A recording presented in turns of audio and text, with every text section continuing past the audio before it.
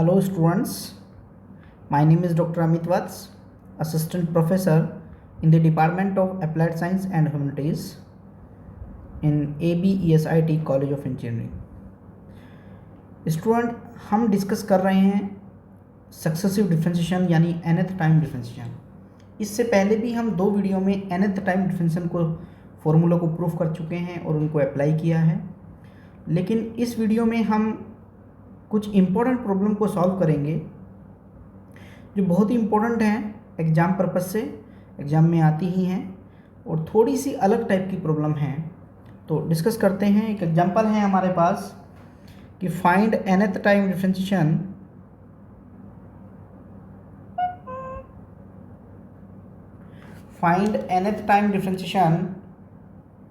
of the function nth time differentiation of the function nth time differentiation of the function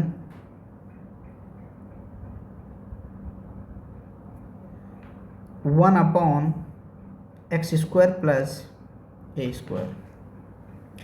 solution देखते हैं इसका। हमने ये let किया कि y equals to one upon x square plus a square.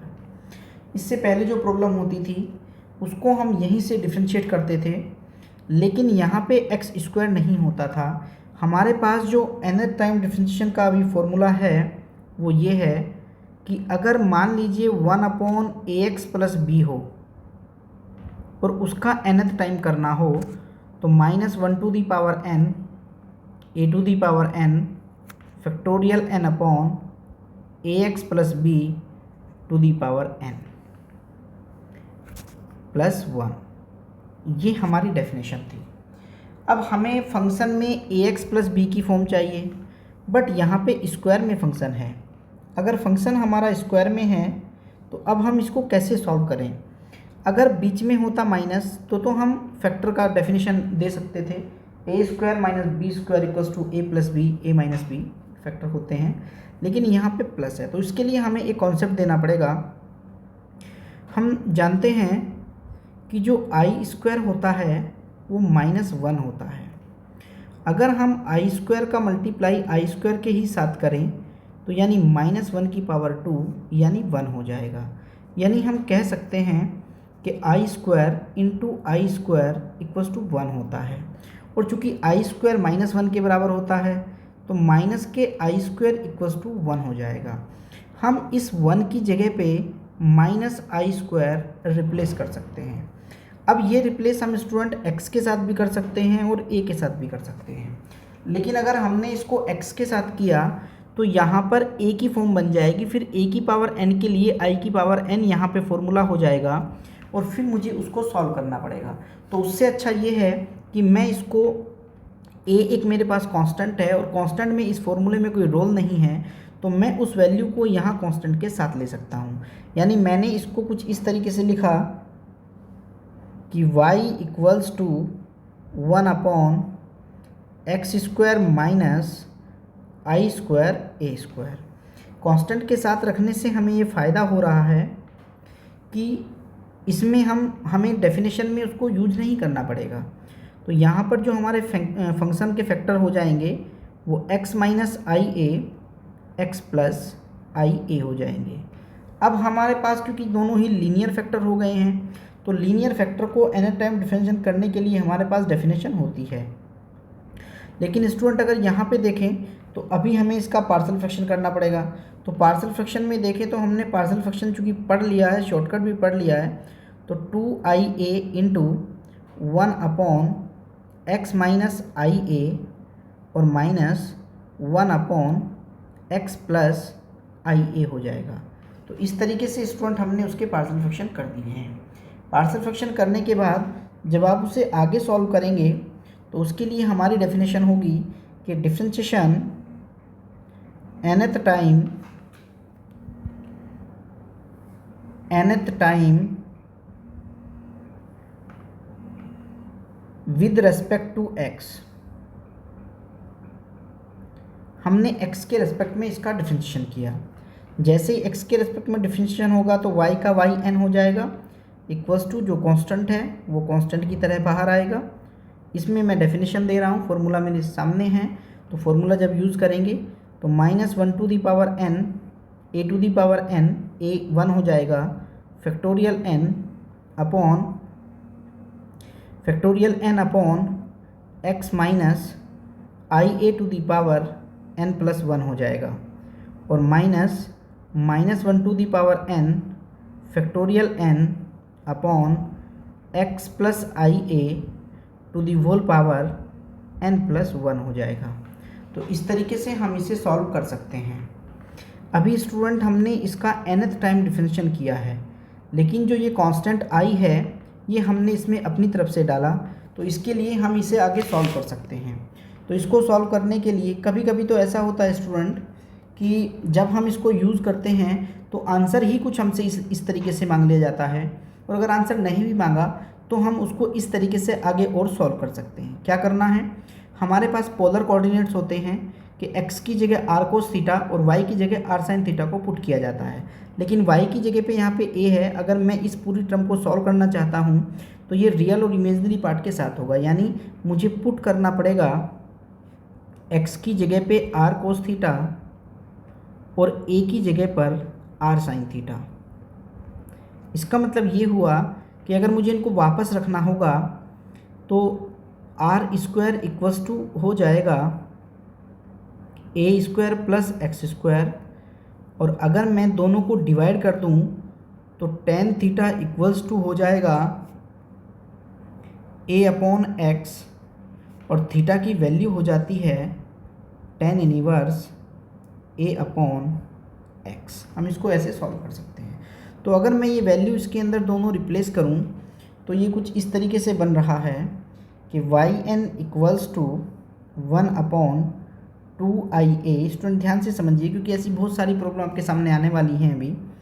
तो ये होगा -1 टू दी पावर n, इसको मैं कॉमन निकाल सकता हूँ, फैक्टोरियल n भी कॉमन आ रहा है, और ये हो जाएगा x की जगह पे रखूँगा r cos theta minus i r sine theta, और चूँकि पावर नीचे पॉजिटिव में है तो माइनस के n प्लस 1 हो जाएगी। सिमिलरली दूसरा जो फैक्टर है हमारे पास वो x की जगह आ जाएगा r cos थीटा और plus i r sine theta to the power हो जाएगी माइनस n प्लस 1। तो इस तरीके से हम इसको रिप्लेस कर सकते हैं। अब रिप्लेस करने के बाद अगर मैं इसको और सिंप्लीफाई करूं तो yn equals to -1 to the power n factorial n upon 2ia into, जब मैं इसे सॉल्व करूंगा तो r to the power minus n plus 1 common आएगी, और ये देख रहे हैं स्टूडेंट आप दोनों से ही कॉमन आ रहा है। तो यहाँ पर आपको बचा मिलेगा cos theta minus sine theta to the whole power is minus n plus 1, और माइनस हो जाएगा r to the power minus में n प्लस 1, इसमें भी कॉमन आ रहा है, cos theta plus i sine theta to the whole power minus n plus 1। ये कुछ इस तरीके से हो जाएगा। हमने इससे पहले एक थ्योरम पढ़ी है कि जो e to the power i theta होता है वो cos theta plus i sine theta होता है। अगर हम e to the power i n theta कर दें तो ये cos theta plus i sine theta to the whole power भी n हो जाता है, और इसकी डेफिनेशन अगर मैं लिखूं तो ये cos n theta plus i sine n theta होता है। इसका मतलब ये हुआ कि ये वैल्यू इस वैल्यू के इक्वल होती है, यानी इसकी जगह पे मैं इसको यूज कर सकता हूँ। जो भी यहाँ पावर में होता है वो एंगल में चला जाता है, इसे ड्यूमर थ्योरम कहते हैं, यानी जो भी यहाँ n पावर है वो दोनों के एंगल में चला जाएगा। तो हम उसको इस तरीके से यूज कर सकते हैं। यहाँ पर भी सेम इसी कंडीशन में आ रहा है, लेकिन जो डेफिनेशन हम यहाँ यूज करने वाले हैं क्योंकि वो रियल और इमेजनरी पार्ट पर ही अप्लाई की जाती है तो उसको लगा देते हैं।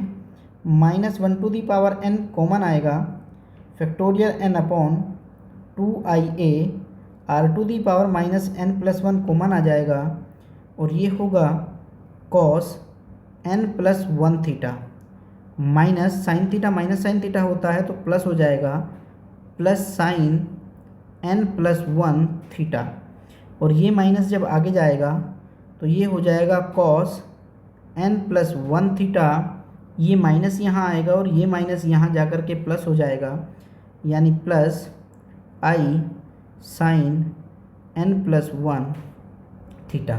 तो इस तरीके से स्टूडेंट हम इसे सॉल्व कर सकते हैं।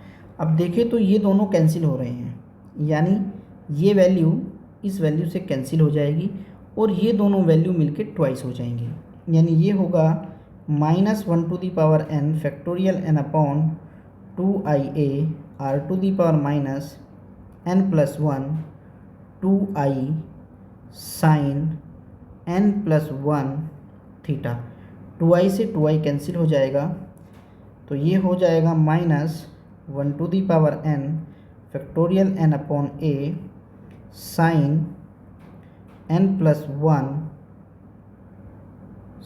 n+1 theta. और अगर हम इस r की वैल्यू भी निकालना चाहें तो ऑलरेडी वैल्यू हम निकाल चुके थे, थीटा हमारा ये है, r की वैल्यू हम इससे भी निकाल सकते हैं। अगर a = r साइन थीटा है, a = r साइन थीटा है तो r बराबर a साइन थीटा हो जाएगा, यानी r की पावर अगर -1 देखूं तो साइन थीटा अपॉन a हो जाएगा, और चूँकि इसकी पावर n+1 भी है तो इसकी पावर भी n+1 हो जाएगा, यानी यहाँ पर जो वैल्यू आएगी वो साइन थीटा की पावर n+1 हो जाएगी और upon a to the power भी n+1 हो जाएगी। थोड़ा सा और सिंप्लीफाई कर लेते हैं, -1n factorial n upon a to the power n+1 sine n+1 theta and sine n+1 theta, this is the answer. तो इस तरीके से स्टूडेंट हम अपनी प्रॉब्लम को सॉल्व कर सकते हैं। बहुत इंपॉर्टेंट प्रॉब्लम है क्योंकि इस तरीके की बहुत सारी प्रॉब्लम आपको देखने को मिलेंगी। एक और प्रॉब्लम लेते हैं, अच्छी प्रॉब्लम है ये भी। If y = tan inverse x/a then prove that आपको ये प्रूफ करना है कि yn = -1 to the power n-1 n-1 का factorial a to the power n a to the power -n sine to the power n theta sine n theta, ये आपको proof करना है। इसका मतलब ये हुआ कि वो क्वेश्चन मुझे x में दे रहा है लेकिन जो आंसर मुझसे चाहता है वो आंसर थीटा में चाहता है, तो मुझे वही फिर से पोलर कोऑर्डिनेट को रिप्लेस करना पड़ेगा। तो जब मैं इसका सॉल्यूशन बनाऊंगा स्टूडेंट तो ध्यान दीजिए y = tan inverse x/a given है। अगर मैं इसका एक बार डिफरेंशिएशन करूं, क्योंकि tan इनवर्स का मेरे पास एन टाइम डिफरेंशिएशन का फॉर्मूला नहीं है, तो मैं उसमें पहले एक बार डिफरेंशिएशन कर लूं, उसके बाद मुझे क्या करना है ये समझ सकता हूं। तो tan इनवर्स का डिफरेंशिएशन करेंगे। tan इनवर्स का डिफरेंशिएशन होता है 1/1 प्लस x का स्क्वायर, मतलब x/a का होल स्क्वायर हो जाएगा, इनटू अभी चूँकि ये भी अपने आप में एक फंक्शन है तो x का डिफरेंशिएशन 1 होगा और a कांस्टेंट है। तो सिंप्लीफाई कर लेता हूँ थोड़ा सा, 1/1 प्लस x² इंटू 1/a, और जब मैं इसको थोड़ा सा और सॉल्व करूँगा तो ये a² ऊपर चला जाएगा, अपॉन में x² प्लस a² हो जाएगा और इंटू 1/a, ये a से a कैंसिल होगा, यानी y1 = हो गया है a/x² प्लस a²। स्टूडेंट ध्यान से देखिए, ये क्वेश्चन फिर से वही बन गया है, यानी अगर मैं इसको आगे सॉल्व करना चाहता हूँ तो उसके लिए मुझे फिर से यही काम करना पड़ेगा, यानी y1 = a/x minus x² minus ia का स्क्वायर, यानी a/x² x minus i a और एक्स प्लस आई ए। फिर से क्वेश्चन वही बन गया है, यानी y1 इक्वल्स टू हो जाएगा 1/2 होता है, लेकिन चूंकि a ऊपर भी है इस बार तो a से a कट जाएगा पार्शियल फ्रैक्शन होने में, और ये वैल्यू होगी 1/x minus i A minus 1/x plus i A. Student ध्यान दीजिए, क्योंकि मेरी जो प्रॉब्लम है मुझे उसमें n टाइम डिफरेंशिएशन करना है, मैं ऑलरेडी 1 टाइम कर चुका हूँ, टोटल मुझे n टाइम करना है। इसका मतलब अब मुझे n टाइम डिफरेंशिएशन नहीं करना होगा। अगर मैंने अब इसका n टाइम डिफरेंशिएशन किया तो ये n+1 टाइम डिफरेंशिएशन हो जाएगा। मुझे आंसर में yn निकालना है, n टाइम डिफरेंशिएशन करना है। इसका मतलब ये हो जाता है कि differentiation n-1 time with respect to x, मैं x के रेस्पेक्ट में इसका n-1 टाइम डिफरेंशिएशन करूँ। n-1 टाइम डिफरेंशिएशन करूँगा तो ये yn हो जाएगा इक्वल्स टू 1/2i। अब पहले मुझे ये समझना होगा कि nth टाइम डिफरेंशिएशन का फॉर्मूला क्या होता है और अब मुझे क्या फॉर्मूला लगाना है। यानी अगर मैंने 1/ax प्लस b का nth टाइम डिफरेंशिएशन करना हो तो उसका फॉर्मूला था -1 a⁴n factorial n/ax plus b to the whole power n+1। लेकिन चूंकि मुझे dn-1 टाइम करना है तो यानी n की जगह पे n-1 काम करेगा, तो फॉर्मूला हो जाएगा -1 to the power n-1 a⁴n-1 n-1 का factorial upon ax plus b to the whole power n। अब मुझे इस फॉर्मूले को इसके अंदर अप्लाई करना होगा, यानी जब मैं डेफिनेशन यहाँ लगाऊंगा तो मेरी डेफिनेशन कुछ इस तरीके से लग रही है कि -1 to the power n-1, a constant है, x का मल्टीपल होता है, n-1 का फैक्टोरियल और अपॉन में हो जाएगा x minus i a to the whole power n और -1 टू दी पावर n-1 का factorial upon x plus i a to the whole power n। यानी मेरी डेफिनेशन कुछ इस तरीके से बन जाएगी।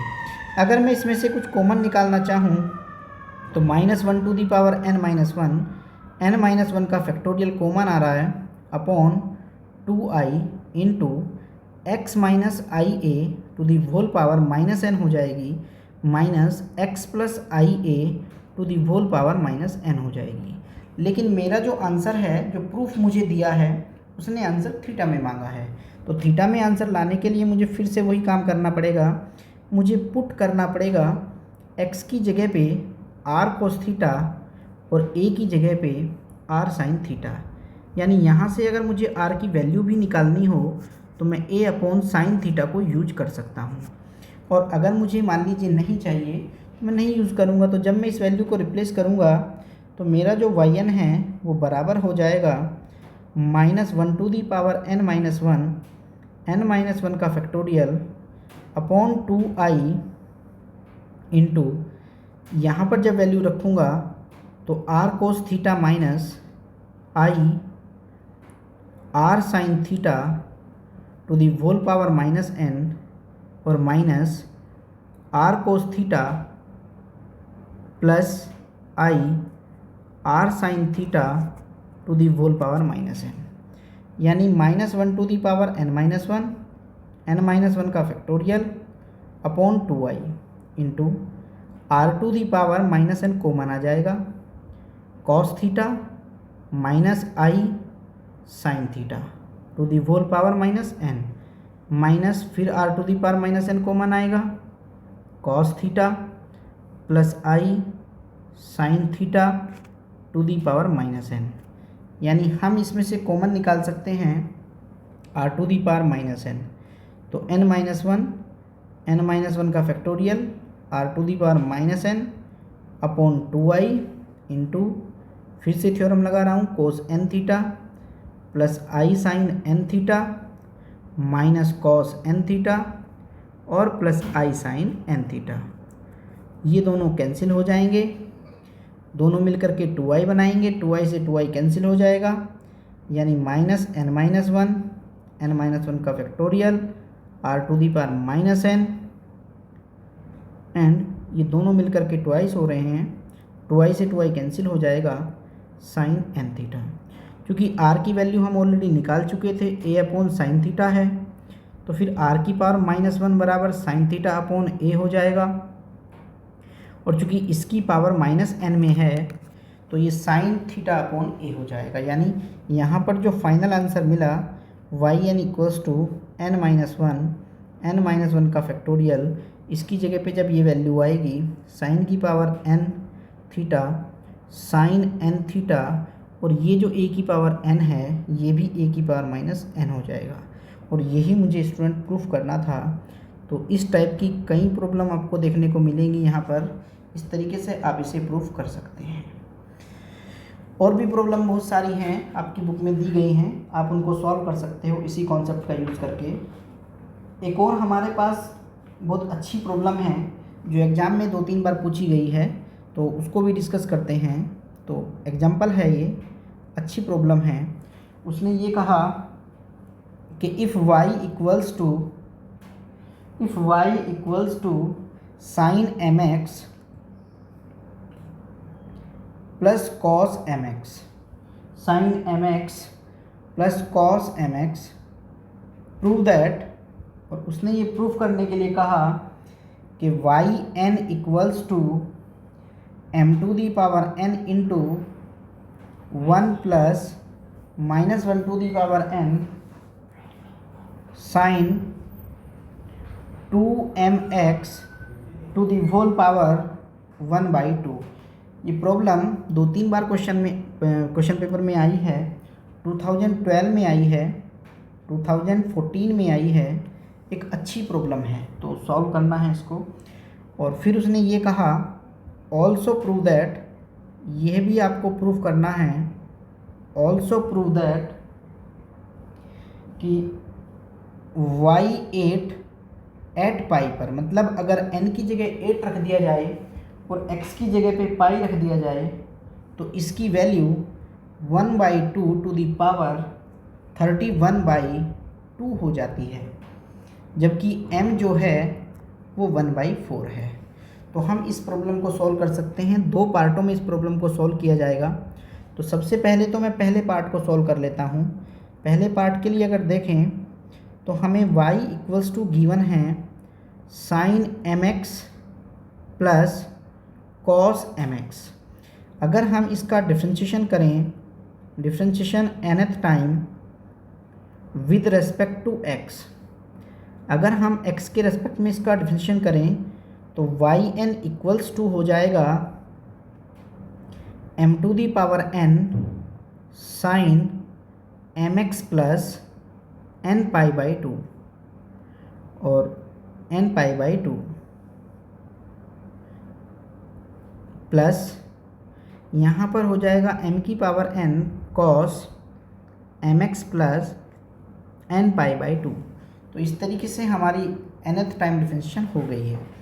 थोड़ा सा और सिंप्लीफाई करें तो m⁴n को कॉमन ले सकते हैं, sin mx plus n⁴2 plus cos mx plus n⁴2, इस तरीके से सॉल्व कर सकते हैं। लेकिन आपके प्रूफ में अगर स्टूडेंट आप देखें तो यहाँ पे 1/2 पावर है। 1/2 पावर का मतलब ये है कि जब हम दोनों तरफ का स्क्वायर करेंगे और फिर स्क्वायर रूट लेंगे तो हमारा आंसर मैच कर सकता है।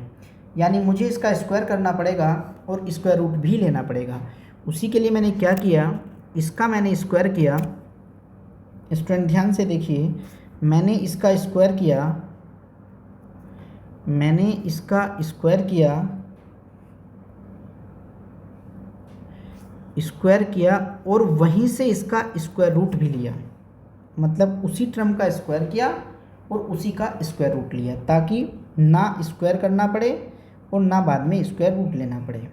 तो इसका मतलब yn इक्वल्स टू m⁴n, अगर मैं इसको ओपन करना चाहूँ तो ये हो जाएगा a² प्लस b² के फॉर्मूले से sine square mx plus n⁴2 plus cos square mx plus n⁴2 plus 2 sine m x plus n pi by two cos m x plus n pi by two, और पूरे की power हो जाएगी 1/2।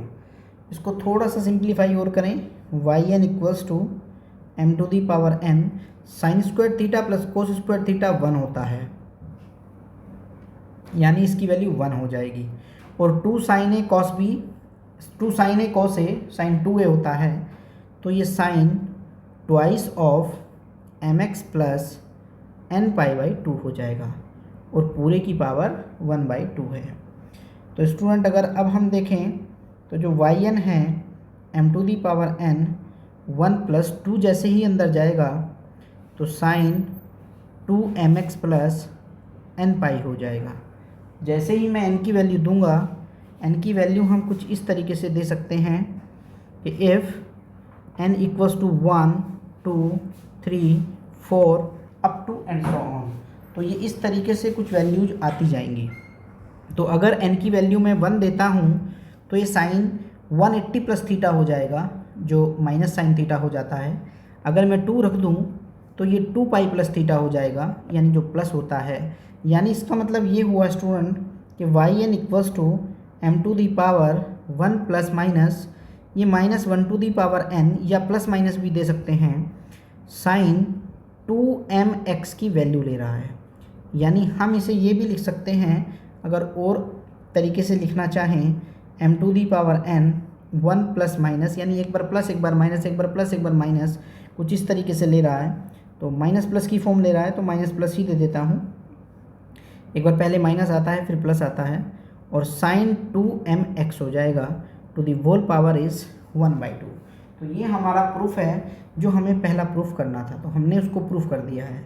लेकिन दूसरे प्रूफ में उसने ये कहा है कि आपको इस वैल्यू में x की जगह पे पाई रखना है, n की जगह पे 8 रखना है, तब आंसर ये आना चाहिए m की वैल्यू 1/4 लेनी है। तो यानी पुट, इसके अंदर पुट कर देते हैं, put n equals to 8 and x equals to pi, m equals to 1/4 है। तो जब ये वैल्यू हम रखेंगे तो ये y 8 हो जाएगा इक्वल्स टू m की जगह पे 1/4 टू दी होल पावर, ये 8 हो जाएगा into 1 plus -1 to the power भी 8 हो जाएगा, साइन ट्वाइस ऑफ m की वैल्यू 1/4 है और x की वैल्यू पाई है, और पूरे की पावर 1/2 है। यानी इसका मतलब ये हुआ कि जो y 8 है ये 1/2 की पावर 16 हो जाएगा, और यहाँ पर चूँकि 1 प्लस ये भी वैल्यू 1 ही आ रही है, 1 होगा, और ये वैल्यू साइन 2 पाई/2 हो जाएगा, साइन पाई/2 भी 1 ही होता है, तो पावर 1/2 हो जाएगी। यानी 1/2 की पावर 16 हो जाएगा, और ये 2 की पावर 1/2 हो जाएगा। तो इस तरीके से हमारे पास वैल्यू आ रही है। तो अगर हम इसको थोड़ा सा और सॉल्व करना चाहें तो y8 इक्वल्स टू, चूँकि 1/2 की पावर 16 है तो ये भी 1/2 की पावर -1/2 हो जाएगा। यानी 1/2 की पावर हो जाएगी 16 माइनस 1/2, यानी 1/2 की पावर होगी 32 माइनस 1/2, यानी y8 इक्वल हो जाएगा 1/2 टू दी पावर 31/2। यही मेरा आंसर है और यही मुझे प्रूफ करना था। तो इस तरीके से हम अपनी प्रॉब्लम को सॉल्व कर सकते हैं। स्टूडेंट हमारे पास और भी बहुत इंपॉर्टेंट प्रॉब्लम हैं, नोट्स में आपको मिल जाएंगी, हमने उनको प्रूफ किया है। और यदि मान लीजिए कोई डाउट आता है तो उसको अभी जो क्लास चलेगी रेगुलर क्लास, उसमें भी हम डिस्कस करेंगे। इसके बाद जो अगला टॉपिक हम पढ़ने वाले हैं वो है जब दो फंक्शन प्रोडक्ट में आते हैं तो हमें उसका nth टाइम डिफरेंशिएशन कैसे करना पड़ता है। अभी तक हम केवल एक ही फंक्शन को nth टाइम डिफरेंशिएट करते हुए आ रहे हैं, लेकिन अगर दो फंक्शन आपस में मल्टीप्लाई कर जाएं और तब हमें उन्हें डिफरेंशिएट करना हो तो कैसे उनका nth टाइम डिफरेंशिएशन होगा, उसके लिए एक थ्योरम बनाई गई है जिसे लेबनीज़ थ्योरम कहते हैं। तो नेक्स्ट लेक्चर में हम यही डिस्कस करने वाले हैं कि लेबनीज़ थ्योरम क्या है और वो कैसे अप्लाई की जाती है। Thank you very much.